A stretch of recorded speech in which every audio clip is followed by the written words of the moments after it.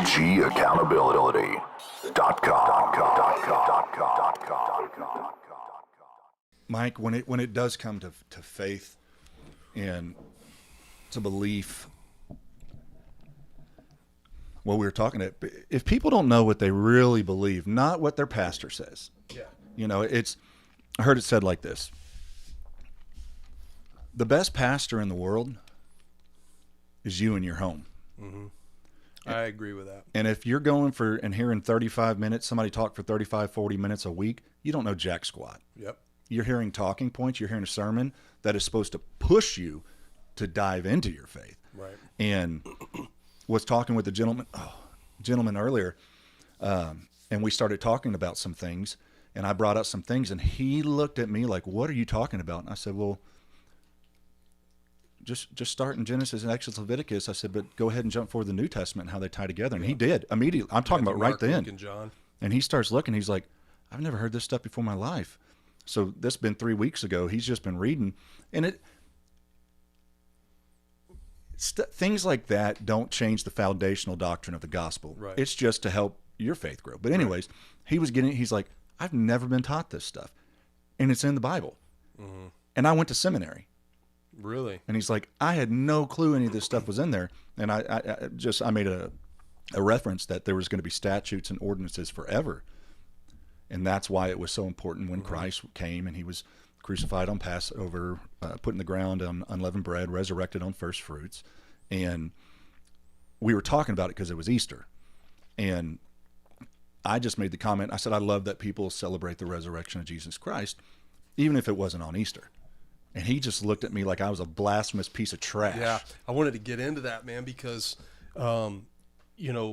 there's been so much talk, and quite frankly, I'm not well versed enough to even really have much of an opinion, but maybe right? And I'll ask you. But there's been so much talk about like our calendar being completely off. That it's completely off. That Passover is really not when Jesus was crucified. It's in 2 weeks. Right, and in the Ethiopian Bible. You heard much talk about that? I've heard. I haven't really. I'll tell you what. Since we I'm going to grab something real. It's going to take me 3 seconds. Okay. You get into that, and yes, I know what you're talking about. I've just started dabbling a little bit, and it makes me question a whole lot of things about, not necessarily about my faith, because my faith is unwavering, but about what we've been taught, and so it kind of makes me question, why I need to listen to a pastor. I mean, I know that you need a spiritual guide, but at the end of the day, I honestly listen to what's in my heart, man, and what God leads me in my heart to do, what's right and what's wrong, right?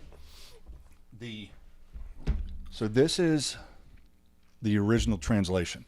When we read King James, we're reading a translation. Sure.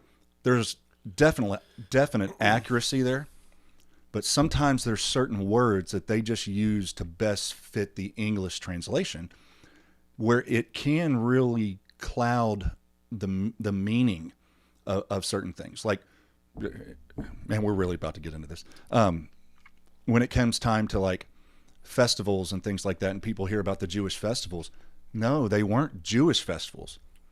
The word actually, if you go and read it, says appointments, but we use festivals because that best came to our translation. So this, whenever you're reading, if you want to really know what it says it in English, and then over here you can read it in Hebrew, okay? Mm-hmm. And then once you get over here, you're going to read it in Greek. And sometimes the correlating words get lost in translation. Yeah. But so here's what happens. We have a translation that was translated in 16. Anyways, words have changed in the past 500 years. Heck, words have changed in the past 30 years. Words have changed in the last 10 years. Look at Webster's dictionary from 10 years ago till now. Yeah. Dude, there's all kinds of things in Webster's dictionary that weren't there 20, 30 years ago. And my daughter says things now. I'm like, huh? And I said, that's not what that means. Well, yeah, it does. That's what that means. I'm like, baby, that's not what that meant when we were kids. Yeah, it's but different. And this is going to open up a great talking point. just like October 7th, whenever the massacre happened there in Israel. Mm-hmm. This slipped through the news channels, and it wasn't till months afterwards on the national news. This was on the news, and then it's quoted from the head of Hamas. IDF. Oh, Hamas. Hamas. Part of the reason they attacked Israel On October 7th. on October 7th is because Israel brought 5 red heifers from Texas to Israel. And people hear that and they're like, see, that didn't make the news. But ABC came back and did a report on it. You can pull it up. I'll put the link to it. This is not just something that David's saying. This is proven. The leader said if they want to play the games and bring these red heifers to Israel, because what those red heifers signify is 19. That was going to be the next question I had for you. In 1967, the Six-Day War, when Israel kicked butt and they took over the Temple Mount, they could not rebuild the temple because they didn't have a red heifer. We won't get into the qualifications. It's deep. But Gershon Solomon, this is written in your news. Anybody can pull it up. Gershon. Gershon Solomon was trapped by the Syrian and I can't remember what armies. They shot and wounded him. They came to kill him and the rest of his people. A whole army of guys turned around and took off running. Gershwin gets rescued. He's in the hospital for about a year. Gets out. They turn around. Israel gives the Temple Mount back because they didn't have a red heifer. They give it back.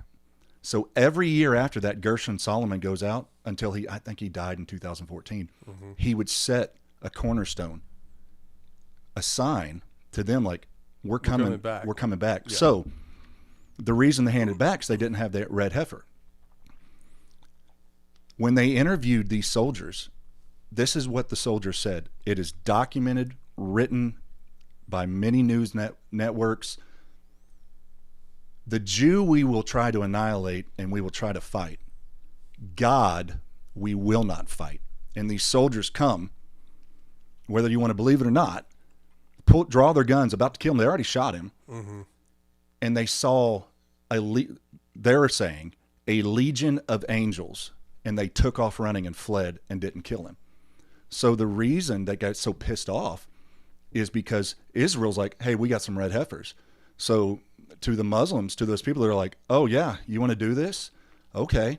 So, this made national news. And when we talk about ceremonial and clean, people get, when you say stuff like, well, that's weird. I'm going to tie it like this. If you ever seen on a movie, psychics or things like that, and they go and they light the sage and they do their, right. That is part of their ceremony. To the Jew, number 17, they needed the ashes of a red heifer to be purified and clean. It was part of, there's no like mystic deal. They're going to burn a red heifer. That's the other thing. When people hear the word sacrifice in our translation, right. The majority of the time there was sacrifices. They ate the animal. Just like we go gut a deer and clean it and eat it. Yeah. So but we say sacrifice and people are like, well, sacrifices, that's weird. No, the majority of the time they ate the animal. So anyways, they need that. And you're going to have to shut me up. But you go on and read, and in the Bible it says that God will make Israel a trembling block of the whole world. Think of it as like, I heard it explained very well like this, like a flashing warning light, mm-hmm. or a awakening light. 1948, Israel becomes a nation. Sure. Boom, that light flickers. Mm-hmm. 1967, Israel. From 1967 to where we're at now, 24 hours a day, you can turn on any news network, and who do you hear about? Israel. Because God said, I'll make this the trembling block of the whole world. And now here we are talking about World War III and different things that are going on because of Israel. Yeah, let's talk about that. I think that we're closer now to a global conflict than we've been since the Second World War. We're in it. Yeah, I think that what we're seeing now is the preset to something that's global, that's to come. And again, I'm not a conspiracy theorist. I'm just a realist, and I pay attention to patterns of behavior and historical events. as we get closer to this election in November, I feel like we are going to start seeing more drastic events unfold in the Ukraine, in Israel, that could potentially pull us into a global conflict before we hit that November election. Some will say it's by design. Maybe it is. I definitely don't think it's by any just chance.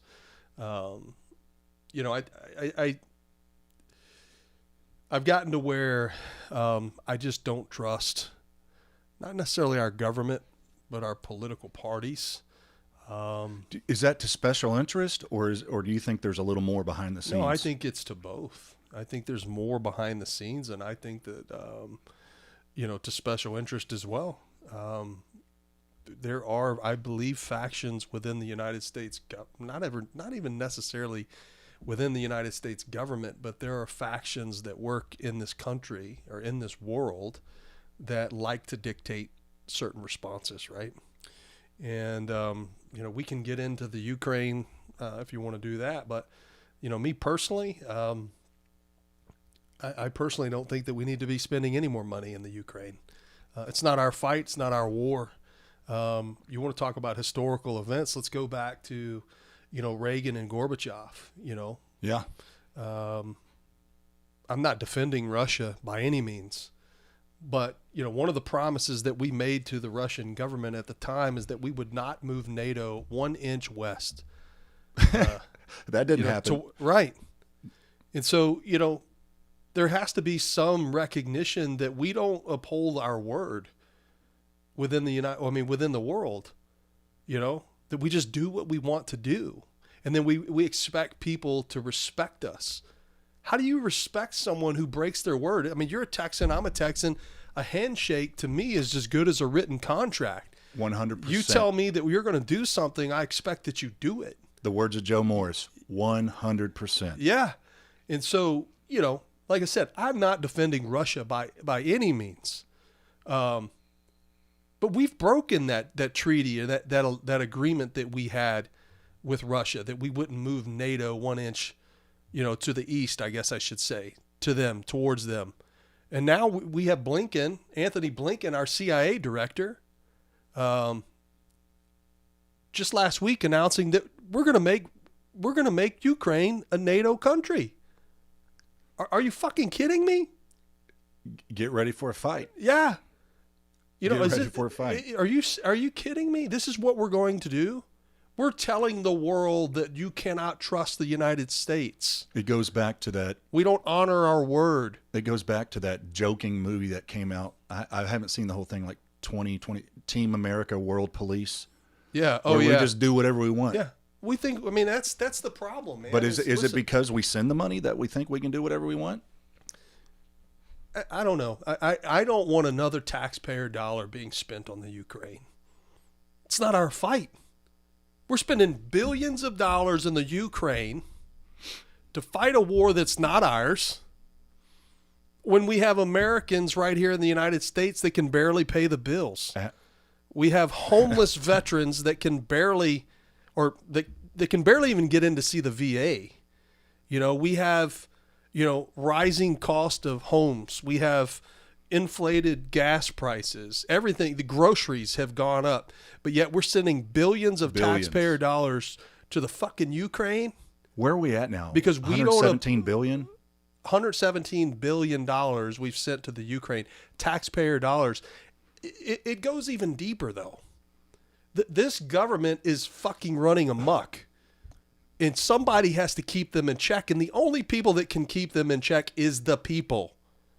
It's we the people. We the people. We the people. We are the divided states of America. It is manipulation and psychological warfare at best, what we're seeing. They're doing it at their best to us. The longer they keep us divided, the more power they gain. The more taxpayer dollars get spent. Not on Americans, but on foreign fucking soil. And it's absolutely disgusting. It's like 2 weeks ago, the Francis Scott Key Bridge gets demolished by a Singapore ship. Who the fuck's paying that? The taxpayers are paying to have that replaced, not Lloyd's of London, not the Singapore government or Doesn't whoever. make much sense, does it? How are we responsible for that bullshit? You know, and so what I'm telling you is those of you who continue to vote for Joe Biden, Donald Trump, all these people that want to continue to keep us where we are, that spend your taxpayer dollars, you're the damn reason why we're in the situation that we're in. You have to start thinking freely. You have to start getting away from your party and start doing what's right for And Americans. turn the news off. Turn the news off. It's all bullshit, manipulation, psychological warfare. That's exactly what it is. Talk to your fucking neighbors. Go talk to your friends. Go talk to the adversary, a Democrat. They're not the adversaries. No. There's not much that separates us as Americans. We focus on what we don't agree on instead of all that we do. Yeah.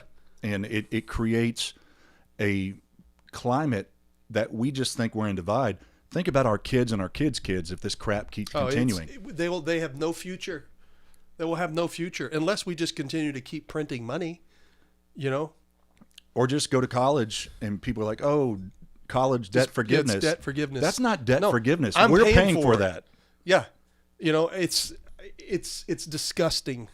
It's disgusting. And so, and like I said, what gets me more frustrated is seeing people that are so wrapped up in the Republican Party and in the Democratic Party, instead of just doing what's morally right for people. We, the people, matter. And until we all rise up, Republicans, Democrats, you know, non-political, and we start joining forces, this shit is going to continue. And it's going to get How worse. much longer can we do it, though, David? That's the I scary don't think part. we can do it much longer. What is the breaking point? And is I better not say that.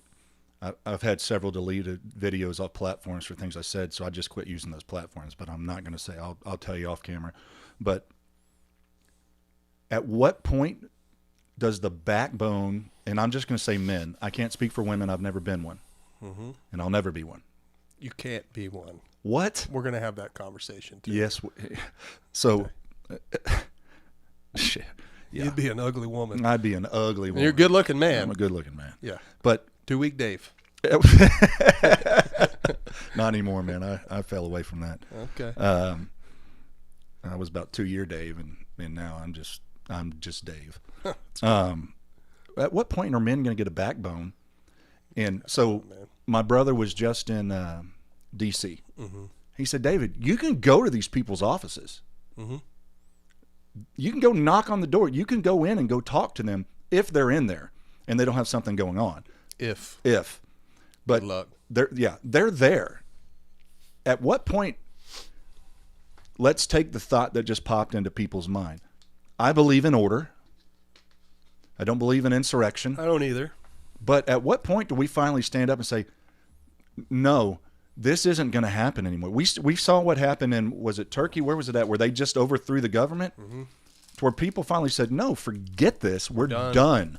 At what point do we finally realize that now, and that can be a talking point later, now the Dems and Repub, the border's a crisis. Do you know what we could have done with $117 billion on our border? Well, our border, public education, infrastructure, veterans,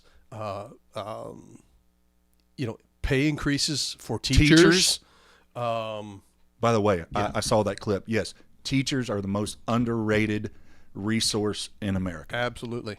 But we can send $117 billion to a fucking country that has no bearing on what we do right here in the United States. We're going to transition right into border, right? Talk about border crisis.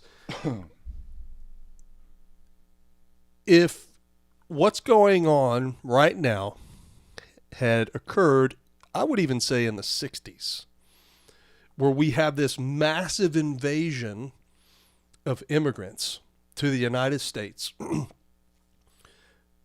Backtrack that to 1865, that era. This president would be hung For treason. For treason. For treason.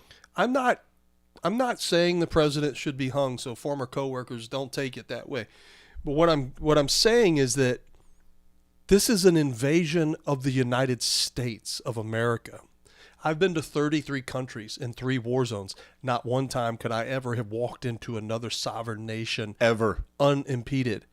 Ever. What we're going to see here, and all you people who continue to vote the way that you vote, Republican or Democrat, because you don't have enough backbone to stand on principles for the American people, I blame you.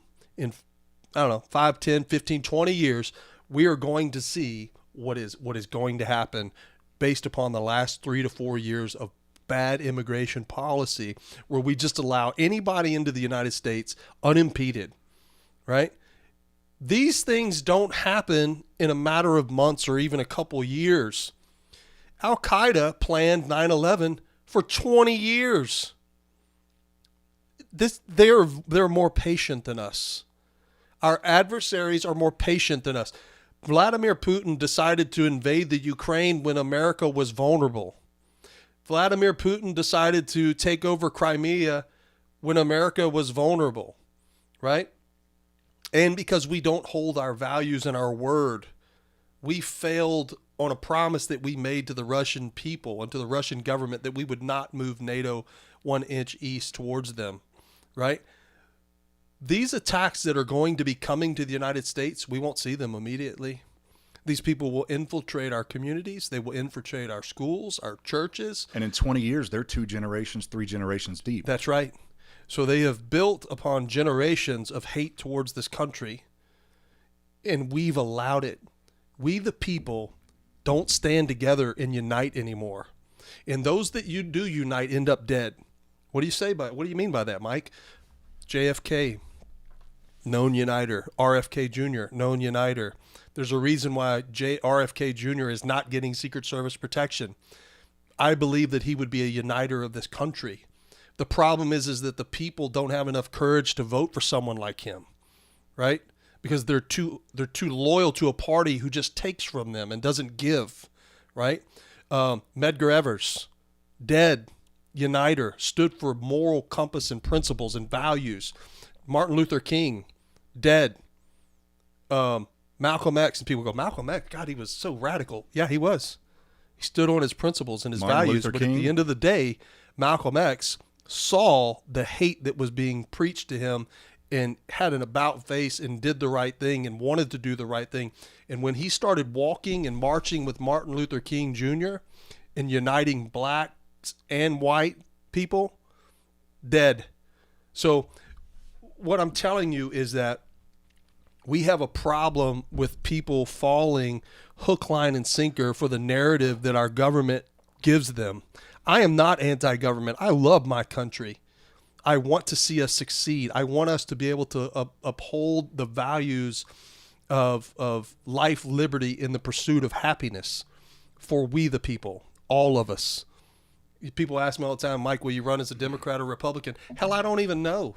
I mean, Republican, I'm a registered Republican. I fall more in line with conservative values. But at the end of the day, why does it even matter? Like, why does that even matter? I don't care. Because that's where the talking point starts, so I can shut you off immediately. If you immediately say Democrat, You're done. you're done. If you say Republican, you're done. You've lost 50%. You've lost 50% on both sides. You know, people need to wise up. If we allow, going back to what you're talking about, look what happened in Constantinople on Bloody Tuesday? Yeah. The Muslims came in. They were friendly. They loved everybody. And as generations got on and they had enough people, they woke up, Shlomo woke up one day, and Muhammad, who he bought his meat from and different things from, was standing at his door with a sword. When you talk about the patience of people, if there is a plan, my grandfather used to tell me this, son, if you are a trusting person, if somebody is out to get you and they are patient, they will get you every time if they're patient. Patience. Do you think the Japanese just hastily ran in and decided to attack Pearl Harbor? No. That was a plan that was put in place, and they were patient and they waited strategically to attack. Waited and waited. You know, people who hastily and emotionally respond to things usually don't end up winning that fight. But if they wait It's like, They're going to win. and it's hard to wake up some Americans because we truly do live in Disneyland Oh, man. to the rest of the world. But there's some clips you can pull up. Let's take Putin, for example. If I put that in front of Putin, do you think he's going to touch it? Nope. Heck no. Nope. You're not allowed to touch Putin. I don't know if you saw the video with Conor McGregor. I did. And he stuck his arm around him and those guys. When it comes to the reality of what we live in and the reality of what he lives in, Yeah. they're like poisonings, different things like that. They don't. I mean, he poisons. Well, I mean, he does poison his adversaries. I mean, we know that. absolutely. You know, But so that's why the same rules apply to him. yeah, Right? and so, but when we get into how comfortable we've gotten, and there's not a reality, if a tenth of what goes on in these other countries, like when I went to the Lebanon border, guy was talking, he said, if you step over that line right there, he pointed up, he goes, you see all those bunkers? Yeah. There is no warning shot. He said, secondly, you probably wouldn't make it because that's a minefield. Yeah. You're not going to walk across that. If any of that came here, there would be a majority of people who would fall over and get ready for the government to come save me. Yeah. And that's not going to happen. Nope. On a grand scale, that's not going to happen. Let's talk about that. People have this delusion that the government is going to save you. How many prisoners are being held in foreign prisons right now that are still there? You know, let's talk about Brittany Griner, the NBA, WNBA player who was That was a political grab. who was imprisoned in Russia. Now, I think she deserved to be imprisoned in Russia. Probably not, for a little bit of weed. I mean, she broke the law. Why would you go there of all places? Yeah, I mean, well, she went there to make a little money because the women's sports they just don't pay the way the Well, men's sports I mean, do. with Right. contraband. No, I mean, it definitely a character flaw or lack of judgment on her behalf. But there are men and women serving prison sentences in other countries right now that are Americans that the U.S. government's not going to fight for them, but because of her celebrity status, they did. You know, and so what I tell people, it doesn't matter if it's an international crisis or whatnot, or if it's something that's going on. You have to be responsible for you, right? You be responsible for you and yours, right? You have to be prepared one way or another. You know, all these people that talk about, oh, I don't need a gun. We need to abolish weapons in the United States. Okay, go ahead. There's a reason why foreign governments don't invade U.S. soil. There's a gun behind every bush. The citizens are so well armed and equipped. Yeah. Russia would never drop troops in on parachutes because their feet would never hit the ground alive. We'd No. smoke all of them. Yeah. You know, and so the Second Amendment is keeping us, from being invaded. The problem is, they know that. They know that they can't invade us through military might, so they're patient and they wait and they use our dumb ass border laws or lack of enforcement to infiltrate the United States from within. They know. Go back to the 60s. The Soviet Union has stated multiple times that they know that they would never be able to take us militarily on our own soil, but they'll wait us out. They'll wait us out. Crush our economy. They'll crush our economy. They'll cause confusion and division, which that's what they're doing. And they will continue to invade us and infiltrate us because of our border. This is a strategic invasion to cripple this country. And Mike, why do we not have that problem with the Canadian border? I don't know. Why is it just the southern border? Well, we do. I think we do have the same problems on the Canadian border. You just don't hear about it as much. That could be It's very easier that to could be get very to. True. It's easier to get to Mexico, but because there's chaos there too. But the Canadian government is somewhat diplomatic and organized, whereas the Mexican government is not. So I think that those that are coming here are exploiting that as well, right? So I'm telling you, you people better be ready. What that guy they interviewed? Oh yeah. You'll know my name. You'll know my name. You don't need to know my name. You'll find out soon enough. And there's been terrorists, Yeah. known terrorists, say, "We're already here. Yeah. We're already here. It's not we're coming. We're here. We're here." Well, here's the deal. You go down to the to the southern border, Mexican, Texas, American southern border. It's not just women and children. These are military age males from Syria, from China, from Russia, from all these adversarial countries. How in the hell can our government allow this to continue to happen? And when you talk about true hate and when it's ingrained, it's not hate to them. It's who they are. Good example. For years, I went to, and he's no longer the owner because they got busted for selling drugs. But anyways, for years, every time I would go to work, I stopped and I got one of those Arizona teas. Yeah. Every day I talked to him for you. Hey, David, how's it going? We talked. I went in there with a tank top one day. And I have this tattoo on my chest. Mm-hmm. Oh, he knows what it says. Yeah. The second he saw it, Done. and just starts talking under his breath, he never looked me in the eye again and never talked to me again. Ever. And I'd been going there for years and years, and I never went back. You know, I'm like, I'll take my business out. I'll take my dollar. Yeah. I'll take my dollar business elsewhere. You know what, though? They don't care because guess don't what? care. There's another dumb American that'll come in there and continue to feed them that money. Absolutely. But, You know. never again did he ever talk to me ever again. Ever. And when we get into the ingrainment of the culture of people that are coming over, patience is ingrained in them. Patience, man. Patience. Well, look at the Taliban, right? They withstood the Russians. They withstood the Americans for 20 years. Life is not valued to them the way that we value life. Look at the Ukrainian war right now. I think the last time I looked, which was like 6 months ago, at the Russian death toll, like 200,000 Russians dead in the Ukrainian war. And they pull up and pick you up off the street. If you're military age, Yeah. you're going to war. They don't give a shit. A death is a death. You just put somebody else there behind you. You're They just don't boots. value it like us, You're man. just boots. I'm telling you, the American people have got to wake up, brother. We have to. You know, And unfortunately, when we get into censorship, we have to be careful what we say because now due to AI, they scan all these videos to stop you from letting people go, maybe I need to look into this. Maybe I need to think about this and see what am I told, what's really going on. Don't go to the first page on Google when you're Yeah. trying to get 10, 15 pages. Go to DuckDuckGo. Go to all these different and watch how the information can be different. But one thing if you're smart, I've seen some videos people have put out that are AI generated. If you pay close attention, You can tell. You can tell. Yeah. But when you go and you see some of these videos that over the years, the Taliban, which people said they're gone. No, they're not. They just hid. They're back. oh, they're back in full They're, force. they're They're back not in- hiding it. Yeah, anymore. they're not hiding anymore. But the videos that they put out, and we call them propaganda videos, that's not propaganda to them. No, that's truth. It's truth. That's real. It's real. They mean everything that they're saying. Everything. And they'll have a briefcase with $50 million in it, and they'll go sleep in a cave on the floor just to get their plan through. Yeah, the American people don't like discomfort where they live in it. They don't care.